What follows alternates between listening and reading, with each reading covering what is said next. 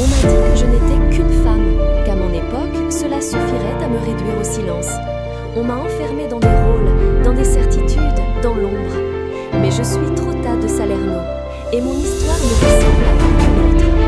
Je suis née dans une époque où la science était réservée aux hommes, où la médecine se transmettait oralement, comme un secret bien gardé. Mon prénom, Trotta, se mérite encore aujourd'hui dans des manuscrits anciens. Mais combien savent vraiment qui j'étais? Combien comprennent ce que j'ai pu apprendre, ce que j'ai osé faire? Je n'étais pas une simple connaisseuse. Non, j'étais médecin qui savait tout.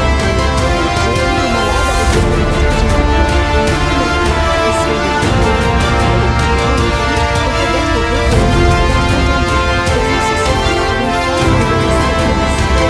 Et toi, à ta place, qu'aurais-tu fait? Aurais-tu laissé ta voix s'éteindre? Ou aurais-tu crié, même seule, dans le désert? Je sais que tu es là, que tu m'écoutes. Imagine avec moi. Chaque maladie que j'ai soignée, chaque douleur que j'ai apaisée, chacun de mes écrits était un acte de rébellion, une déclaration de mon existence et de ma valeur. Je vais te raconter comment j'ai appris la médecine, un savoir subtil et précieux, caché aux yeux du monde, surtout à ceux des femmes. Ce chemin n'a pas été tracé par les hommes non plus. Mon savoir est venu des racines anciennes, des traditions de l'éducation qui m'ont précédée. Elle m'a enseigné que le soin,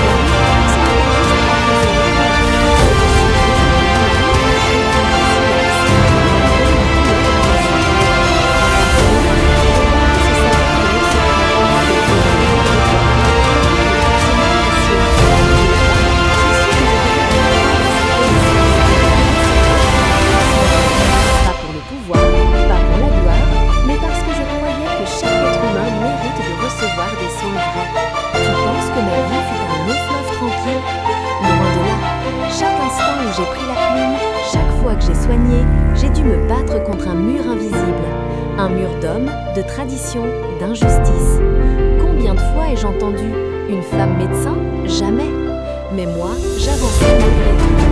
Je voyais des femmes souffrir en silence, des enfants partir trop tôt, des familles brisées par la maladie. Et cela m'a donné la force de continuer. Mais il fallait aussi que je lutte contre mes remèdes, mes idées traversent le temps. J'ai écrit, j'ai signé, oui, signé. Mon écriture pour moi était une déclaration. Je suis là, et mon savoir compte. Le chemin n'était pas facile. Mes écrits étaient souvent attribués à des hommes qui me semblaient ignorés. Mais je savais que la connaissance était plus forte que le but. Alors, chaque texte que je lisais était comme une pierre posée pour demain. Parfois, je me demande si tu imagines combien il fallait d'audace pour être celle qui ose écrire sur la santé quand le simple fait d'être femme était une limite. Tu sais, il ne suffisait pas de guérir le corps, il fallait aussi briser les chaînes invisibles qui emprisonnaient mon genre. Mais j'avais un rêve où les femmes ne seraient plus ni silencieuses ni absentes. Un rêve où les savoirs anciens et nouveaux se rencontreraient pour soigner le corps et l'âme, pour faire naître un monde plus juste. Dis-moi, et toi, quel rêve portes-tu pour demain? Quelle pierre veux-tu jeter dans l'histoire? Parce qu'en débutant mon combat, j'espère bien t'inspirer à jamais tu as jusqu'ici été une voix arrivée, celle d'une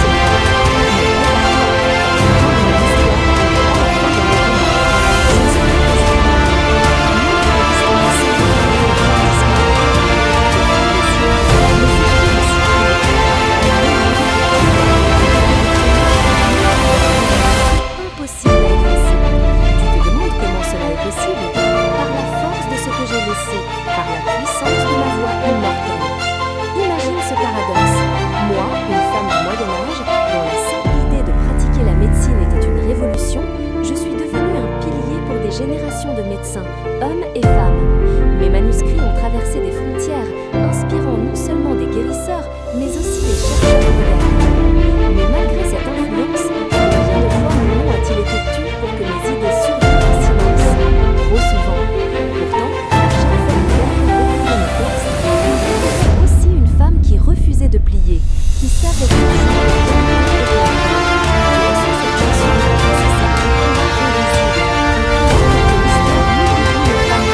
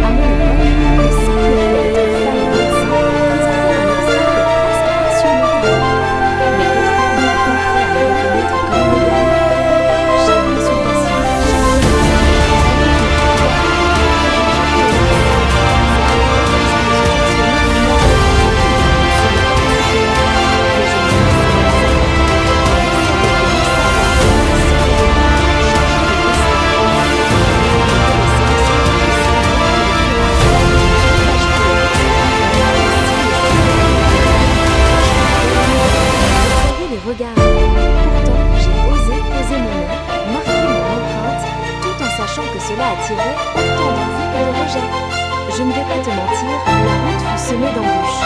Certains écrivaient mes découvertes sans créditer mon nom, d'autres essayaient d'effacer mes traces pour favoriser leur position. Mais mes textes circulaient malgré tout, secrets précieux transmis à travers les générations. Tu te demandes peut-être pourquoi mon nom reste si peu connu aujourd'hui. Parce que la mémoire collective a longtemps effacé les femmes comme moi. Ce que je t'invite à faire, c'est de briser ce silence, de redonner vie à ces voix qui ont façonné notre monde dans l'ombre. Je sais qu'en écoutant mon histoire,